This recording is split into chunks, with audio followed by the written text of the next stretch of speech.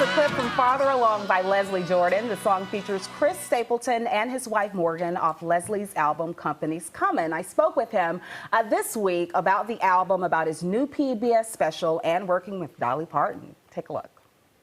I was standing by the window one cold and cloudy day when I saw that hearse come rolling for to carry my mother away. You're, Emmy Award-winning actor, singer, author. You've done Broadway. I guess my first question before we get to the PBS special is, how do you keep your energy up? Instagram star. Blessed. I feel tired every day. Every day I get up and I think, oh, I'm just exhausted. I'm 66 years old. I can't do this. But I don't know. Once I'm up and rolling, I've gotten really good over the last few years at spacing things out, and I have a good team that says, well, no, he can't do both. He can't do all that in one day. You've got to have this, this, and this. So, and I nap. I'm a good napper. I'm looking forward to this special. I want to get it right. One Voice, the songs we share. And I understand that you're going to be hosting it as well as performing in the country episode. And you have a country gospel album. So what was that like for you filming in West Virginia? Well, it was wonderful the way that it worked out. I was already in Washington doing something else.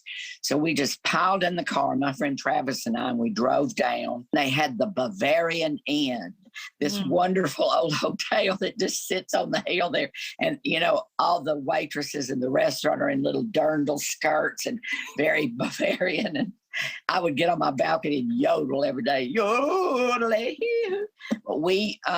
it's so pretty, that part of the country. I kept thinking I may have to buy my pony farm there. That's my dream, is to have a little farm with ponies. Travis and I both grew up in the church, and we both had some problems. We get very dramatic about it sometimes, where I say, well, when I realized I was gay, how do you embrace something that doesn't embrace you? So I walked away. Well, no, none of that happened. I just quit going to church. It was awful. I just quit going. But you reach a certain age, and I don't know when it happened. I have no access to grind. The religion that I grew up in, I don't fully embrace it. I had a spiritual advisor that told me one time, he said, well, just go to any, there are many, many paths to God, take whatever you take.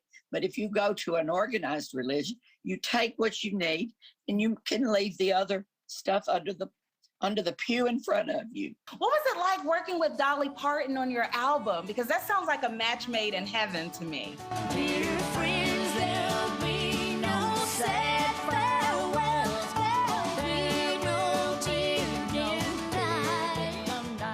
I had wanted to meet Dolly since, in 1973.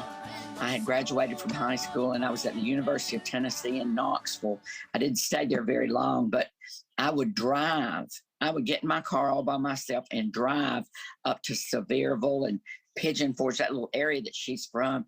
And I got to see her in the high school auditorium. She would come back and do a concert for her people. A friend of mine arranged for us to meet. I was in Nashville and she was recording, and we went over to her recording studio. I told her that. She said, you weren't in that audience. I said, yes, I was, because I remember the first thing you said was, what's a country girl without her haystack? That's when she had that back. And she just screamed. She screamed, and we just, people say, well, what is she like? Well, you know what she's like. She's exactly like what you think. And now, anytime I'll get in a situation where I don't know what to do, I'll think, what would Dolly do? And the soul of man never dies. And just a reminder, you can catch Leslie Jordan hosting and starring in an episode of One Voice, the songs we share, airing tomorrow night on PBS. Check your local listings. That was part one. Part two will air soon.